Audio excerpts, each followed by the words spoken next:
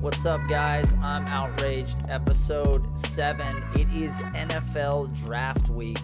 Everybody is excited. Twitter is going crazy. Facebook, every service imaginable is out there. Everybody is taking their wildest takes, firing them into the sky, hoping that something sticks, hoping that they can start some sort of Twitter revolution that's going to get 50,000 retweets and 1 billion likes, because they came up with some crafty idea where some player slips, where people are now digging up tweets saying that Justin Jefferson is the better version of Jerry Jeudy, and maybe all this time we should have hoped that Jerry Jeudy was going to be Justin Jefferson. Look, I love Justin Jefferson. We all love Justin Jefferson, and I hope that he ends up with the Eagles. That's what I've been speculating for the past couple of weeks. Draft Nicks were on it before me, but I can see a path where in Philadelphia, if they get Justin Jefferson, if they select him where we believe they will select him, there's a chance that this changes the entire dynamic playmaking ability of this offense. And on the most recent Sonic Truth Dynasty podcast, Matt Kelly and I went back and forth about Dallas Goedert versus Zach Ertz. And Matt Kelly is an ageist. He is absolutely 100% an ageist nowadays. It's not something he was when we first started. This was very much what we made jokes about other websites, in particular for wanting players, straight out of the womb. They wanted infant players. They wanted them so young. They cared about age so much. And I find myself nowadays arguing with Matt. We're fighting over, he'll go, oh, that guy's better. He's a half a year younger. I'm like, a half a year younger? That's totally irrelevant to me, a half a year. But that's what we're looking at now. That's how people are playing this game.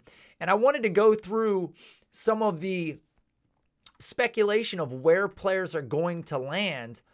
And I've got a great article here from PFF that I was thumbing through. And it's the potential landing spots for their top 15 wide receivers. And it's very interesting because this was written over a month ago now, and the very first thing that I see is starting to come to fruition today. We're hearing that Kyler Murray is banging the table for CeeDee Lamb to come to Arizona. Now, we know that Arizona recently added DeAndre Hopkins in a deal that totally hosed the Houston Texans. They sent David Johnson and his bloated contract and bloated body to Houston, where they have amazing barbecue so he can get even more bloated. And they got DeAndre Hopkins, the best receiver in the league, potentially, at minimum a top 3 receiver in the league, to pair with Kyler Murray for the foreseeable future or until it's time to pony up for a contract.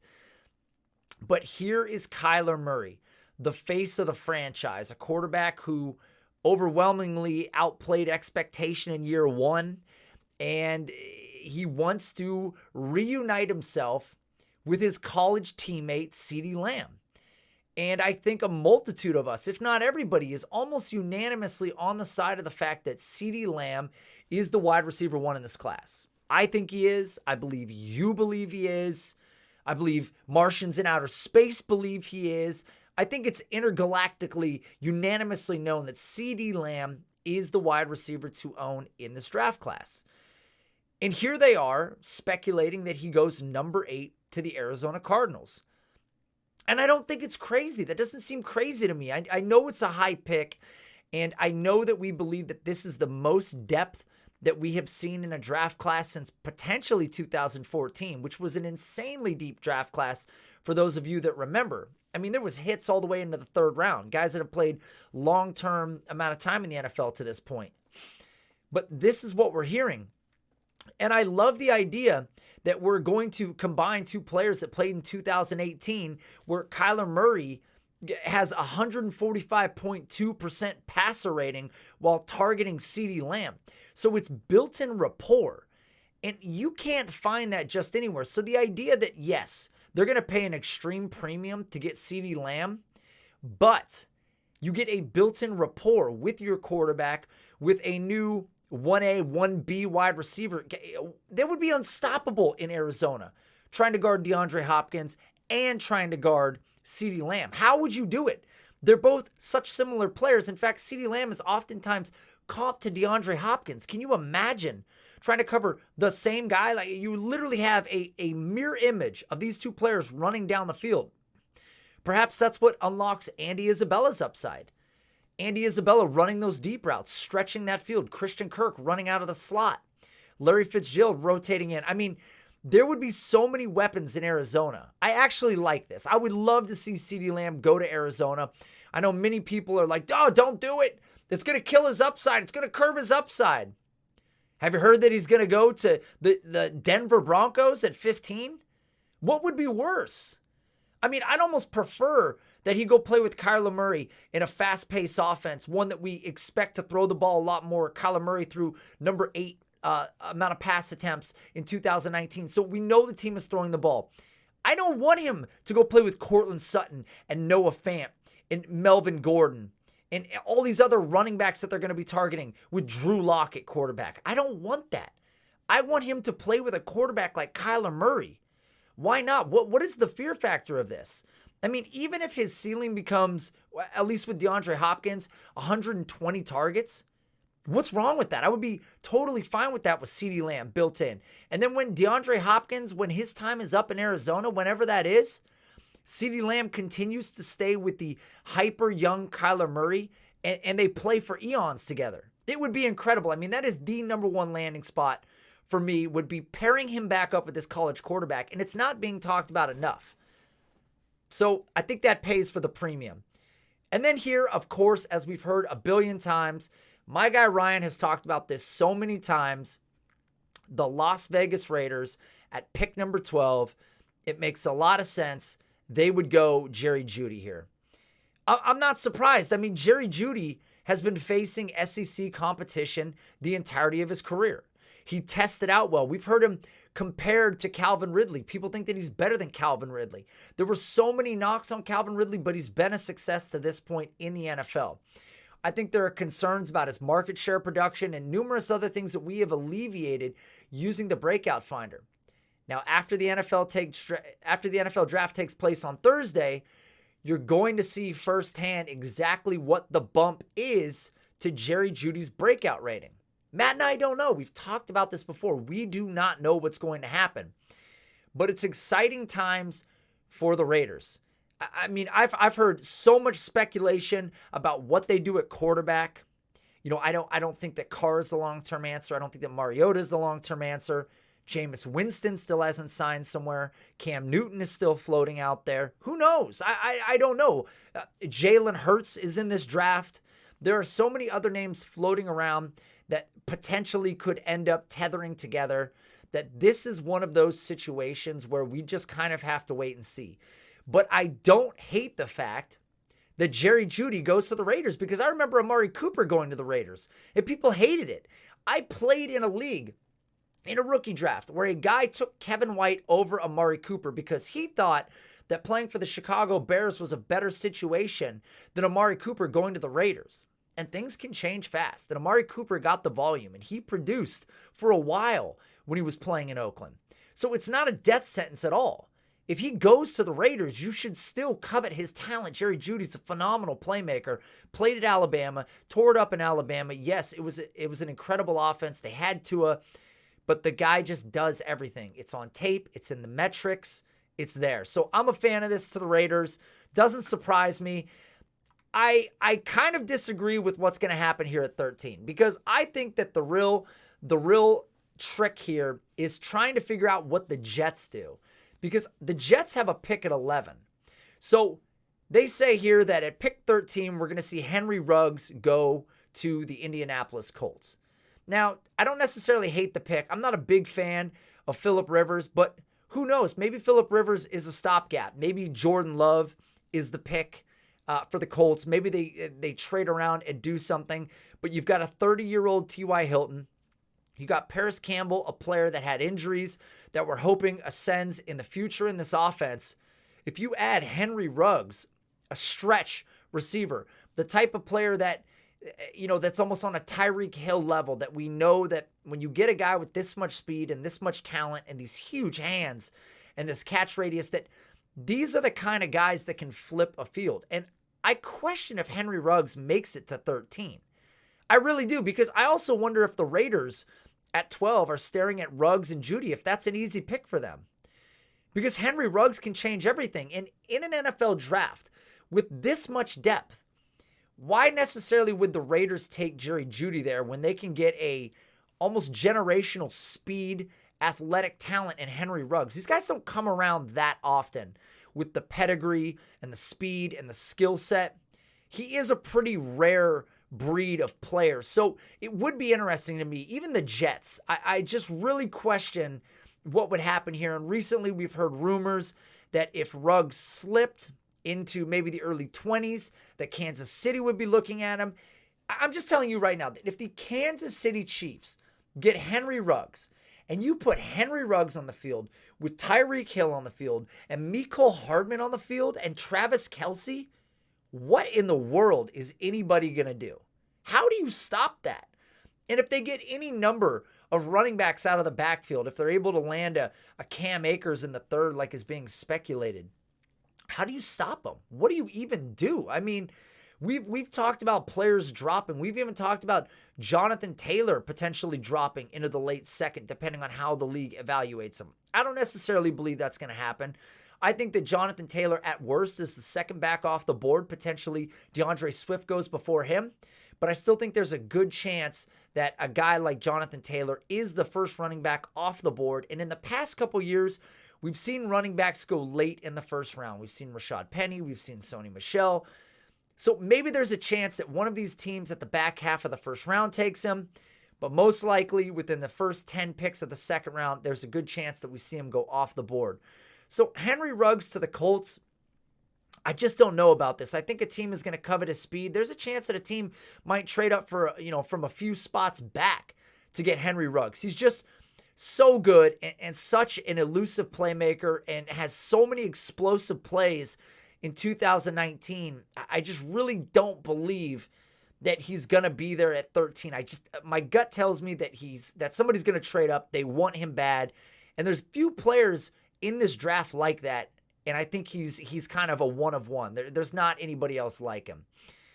And then at 15, here we go. This is the one that scares me the most. At pick 15, the Denver Broncos are being pegged to take a wide receiver. Imagine that. We continue to hear it every week that they are looking at wide receiver. We've been praying that they weren't going to take a wide receiver because many of us have Courtland Sutton. And you looked at Courtland Sutton last year, his sophomore season, and it was a breakout year, right? Courtland Sutton had 124 targets. Courtland Sutton had over 1,100 receiving yards, over 70 catches. So numerous things stood out in his first season as kind of the leader of this offense. But the fear is that the Denver Broncos were going to add a weapon. And here they go in the PFF mock draft for these wide receivers. First wide receiver that's being pegged to them is Jalen Reagor.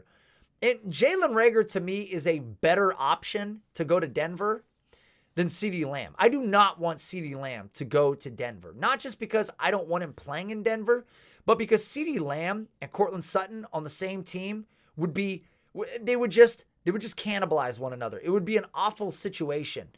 And I think that Courtland Sutton was really the only weapon they had, so it feels more realistic that this happens. I mean, when you look at the Broncos in 2019, there was only one player in the offense that had over 100 targets, and that was Courtland Sutton. Noah Fant was the next guy behind him, and he had 66. So this is an offense that desperately needed playmakers, and they didn't have them. So they add Melvin Gordon to put him with Phillip Lindsay and Royce Freeman, who I still believe gets traded. And here you go. In the first round of the NFL draft, top 15 pick, they select Jalen Reagor. And that might be a great thing for Jalen Reagor because I think he's a different type of player than CeeDee Lamb. I mean, if any two players were going to go here, I was hoping it's either Jalen Reagor or Henry Ruggs because they just play a different type of game. Jalen Reagor is a burner. He adds a different dimension to this offense. Drew Lock's big arm can be unlocked, if you will, with Jalen Reagor. And we've talked about it before. There was a drop-off in his production in his final year at TCU. We know why. He had one of the highest levels of inaccurate targets in college football. Tested out phenomenally.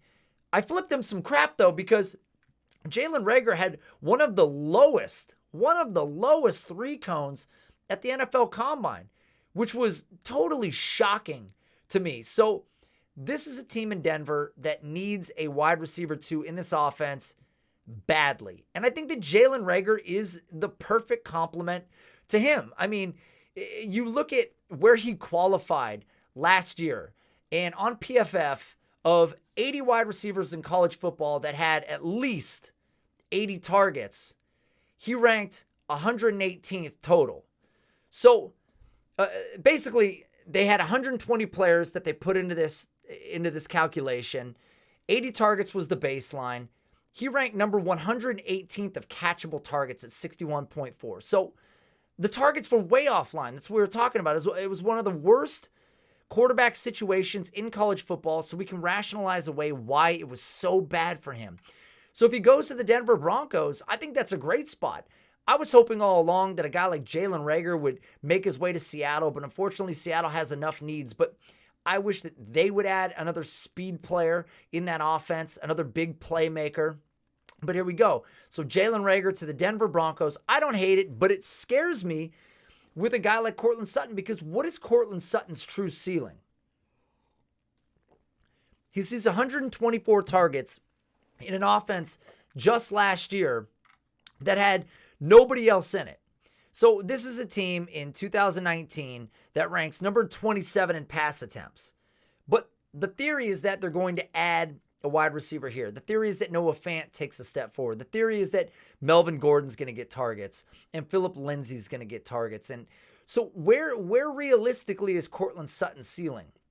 So it makes me scared to own Courtland Sutton no matter what, because I feel like we may have seen his best season potentially in terms of target share.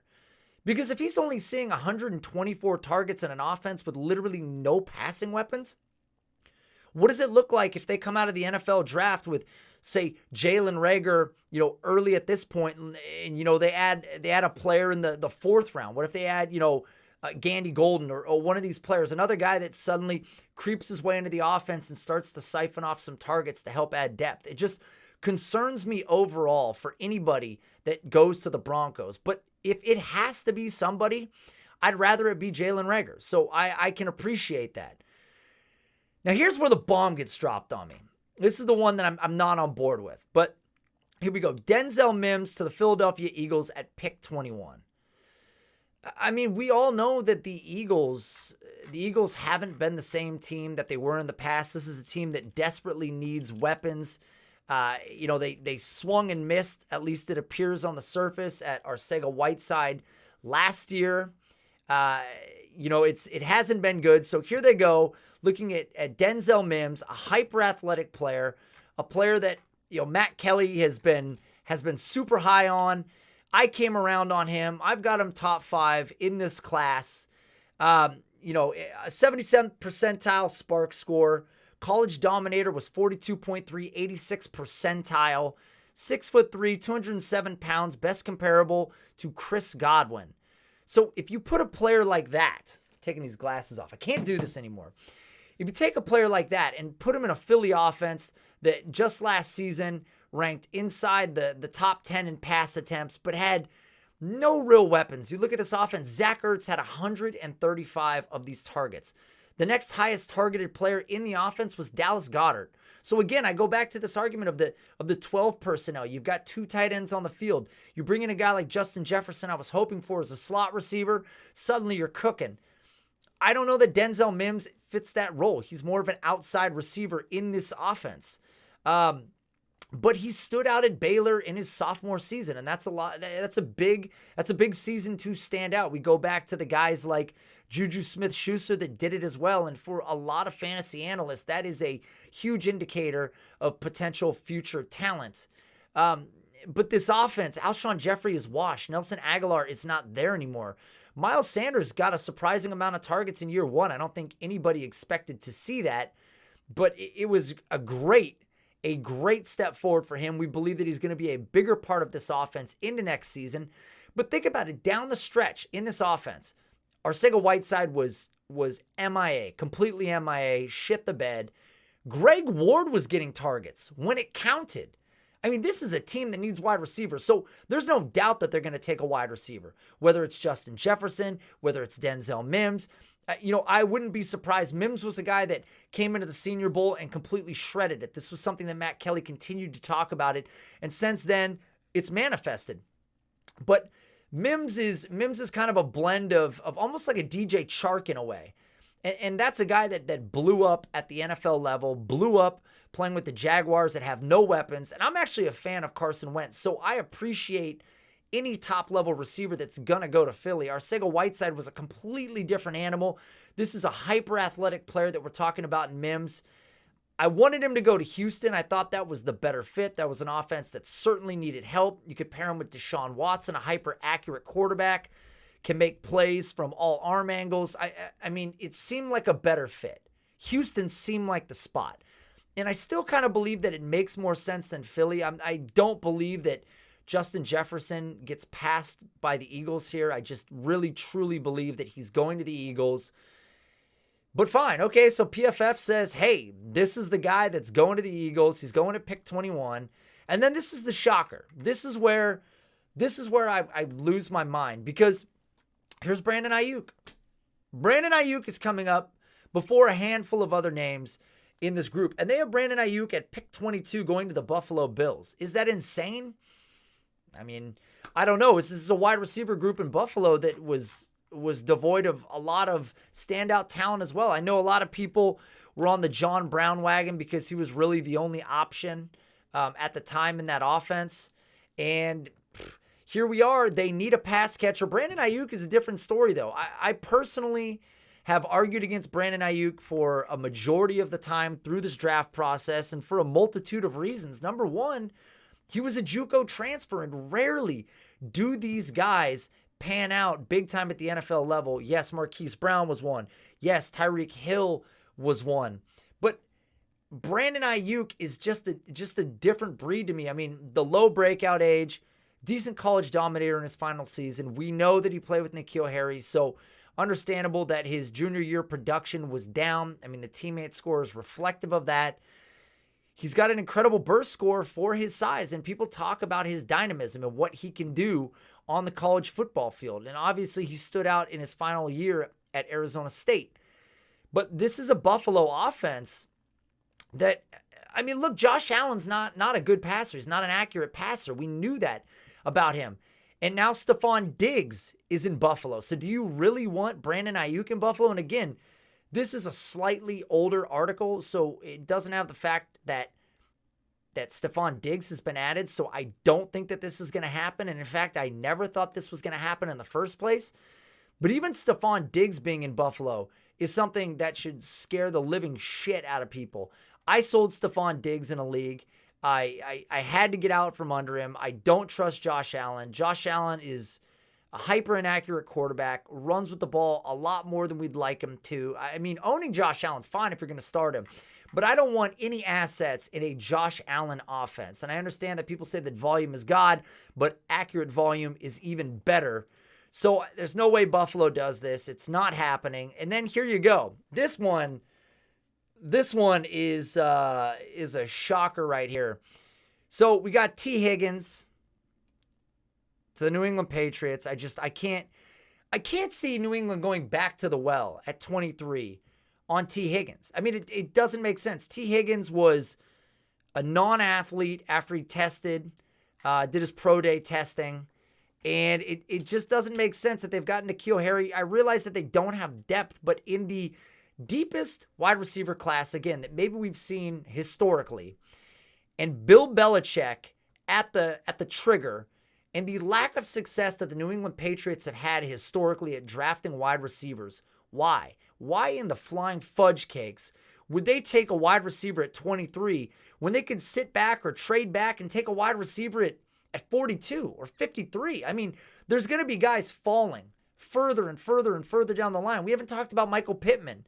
We haven't talked about Justin Jefferson. We haven't talked about KJ Hamler or, Tyler Johnson, any of these guys. There's so many other names that we haven't talked about.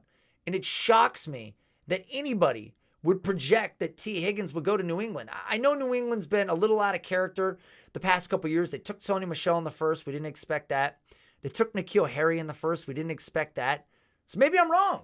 Maybe they do take a wide receiver in the first round, but it just doesn't make a lot of sense to me. They need a quarterback.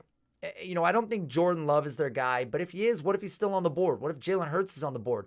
I don't know that Cam Newton doesn't go there. There's just too many things that don't make sense here, and New England has other needs. I just think that Bill Belichick and the New England Patriots are smarter when it comes to dealing value, and I just can't see them going wide receiver again in the draft, especially not at pick 23, especially when they have no quarterback. And then here we go. New Orleans Saints, pick 24, one pick later. A lot of wide receivers here. A lot of wide receivers. They're saying that Laviska Shenault goes to the New Orleans Saints. I love Shenault. Shenault is a super dynamic player, and if you saw him at the Combine, he is way bigger than I think people even forecasted when he showed up. So Laviska Shenault shows up to the NFL Combine with an injury. We all know that. 6'1", 227 pounds. Shows up to the NFL Combine and has an abdominal injury. Still runs his 40-yard dash and runs a 4.58 at 227 pounds. Again, I'm going to continue to say this. I believe that he's a sub 4.5 guy. I think that given better health and probably more time to train in a healthy manner, that he could have been like a 4.49 guy. And that would have increased his draft stock even higher, considering I think a lot of people already thought that he was a first-round talent. But this is a guy that can do quick outs, slants, crossers, put the ball in his hand, jet sweeps. Again, 227 pounds. So the versatility that he adds to an offense is crazy. And he broke the most tackles in FBS football with 44. So you put Michael Thomas, an incredibly clean route runner with the rapport of Drew Brees, and then you add a guy like Laviska Shenault to this offense, it's exciting. I mean, I actually would be a bigger fan of him going here than what we've seen out of Traquan Smith. I mean, that didn't work, but maybe this gives him an opportunity to work on it on the outside. I think that Shenault has a unique skill set, and you don't find a lot of that in this class. So, and he reminds me of Kenny Golladay in that sense, where he has this dynamic ability. He's much bigger than you'd expect. And I think that he's just the type of guy that you just want to put the ball in his hands and let him make plays. A big Deebo Samuel, as we've said before. So I'm a big fan of that. And here we go. Finally, my boy Double J Squared, Justin Jeff, J Jeff. I can't come up with any other cool names. Here you go. I think most of you guys would love this pick. Here we go. Aaron Rodgers, 37 years old. So why not give the Green Bay Packers a pick number 30 in the first round, Justin Jefferson? I mean, Justin Jefferson played out of his absolute mind in 2019. I mean, you go back and you look at the tape on Justin Jefferson, and even though he played in an LSU offense that was historically great, and Joe Burrow played the greatest college football season at quarterback that we've ever seen. And he had the benefit of an incredible O-line. And he had the benefit of Jamar Chase, the god on the outside. And he had Clyde Edwards-Helaire out of the backfield catching passes and running extremely efficiently. He still had a phenomenal final year at LSU. I mean, this is a guy that's 6'1", 202 pounds, 74th percentile breakout age, 51st percentile college dominator rating, ran a 4.43 at over 200 pounds. So this guy's about the same size as Denzel Mims. 4.43 40-yard dash, 104.9 83rd percentile speed score. Burst score was a 126.8 80th percentile. So we know he's a very good athlete. Then you pair him with what he did in his final year, age 21 at LSU. 111 catches, 1,540 yards, 18 touchdowns. Now, people talk about the fact that Justin Jefferson played more in the slot in 2019 than he did outside. And they talk about the fact that when he played outside, he wasn't as good. But when you look back at PFF's grade on Green Bay out of the slot, they said that Green Bay's slot production and players that went into that position ranked 23rd in the NFL overall. So out of 32 teams, they said, hey, Green Bay, you've got the 23rd ranked slot production. So Justin Jefferson does make a lot of sense here for the Green Bay Packers. Do I love it? Davante Adams is there. I don't necessarily love this as much. I don't think Davante Adams is going anywhere. Davante Adams is not a hyper old player in the league, and him and Aaron Rodgers already have the rapport, and Davante Adams has been sucking up targets forever. And I don't necessarily love this landing spot, but if any quarterback is going to be able to prop up two top producers, two top 20 at minimum talents, it could potentially be Aaron Rodgers. I like the idea of Justin Jefferson going to the Eagles a little bit more. Now, I know people would combat that. They'd say, hey, look, the Green Bay Packers don't have Goddard. They don't have Zach Ertz. They don't have Deshaun Jackson. They don't have Miles Sanders. There's a lot less weapons. So why wouldn't you want him to go play in Green Bay with Aaron Rodgers and Davante Adams? I don't hate it. I just want Justin Jefferson to go to a place where he can be the focal point of the passing game. And I'm not sure that he would be that in Green Bay, but the fact of the matter is you have to trust the talent. So putting Justin Jefferson in Green Bay, it's still a good spot. I don't love it as much as the other spot that I prayed that he would go to, but I can live with it if he goes to Green Bay. Now here's a shocker. What about Michael Pittman to the New York Giants at pick 36? So second round. So first guy to go in the second round. Sterling Shepard, Golden Tate, Darius Slayton, all there. Darius Slayton, later round pick. What if they add Michael Pittman? This was a guy that, again, Michael Pittman stood out at the Senior Bowl.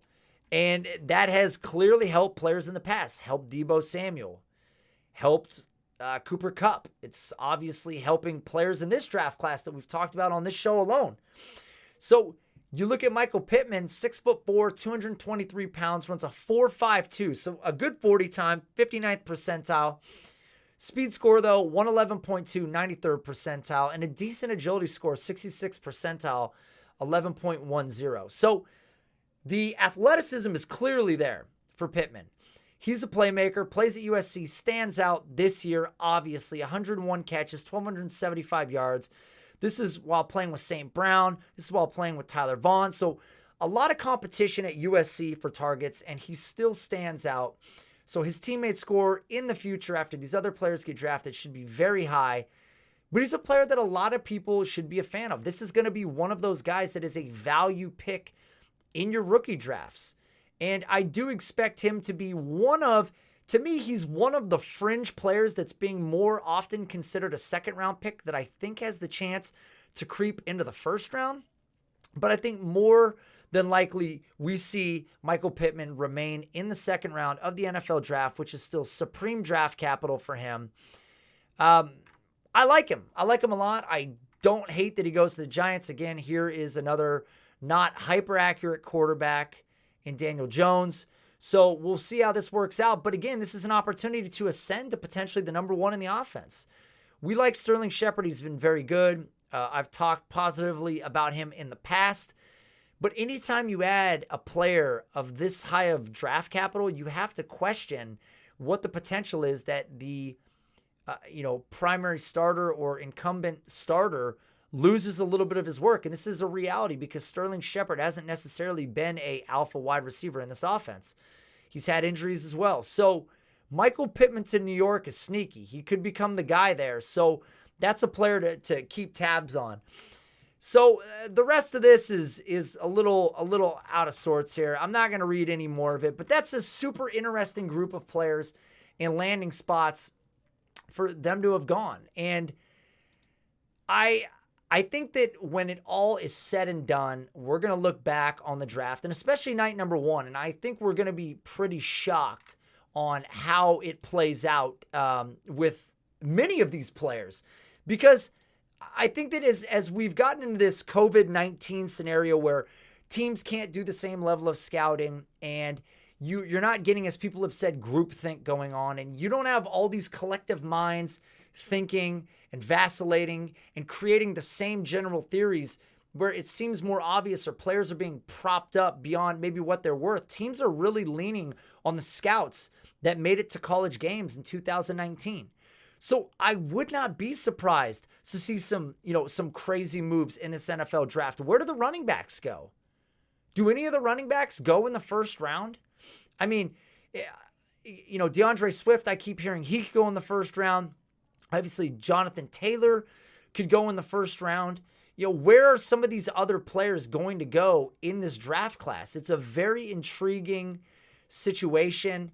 And I'm going to be glued to my TV on draft night, as you guys will be too, because there are so many players in this draft class that are going to suffer at the hands of a rookie being drafted. There are a lot of players that are going to lose targets and opportunity, just as we've said with Courtland Sutton or even Devontae Adams. If Justin Jefferson goes there, Devontae Adams necessarily has to lose some of that ceiling, right?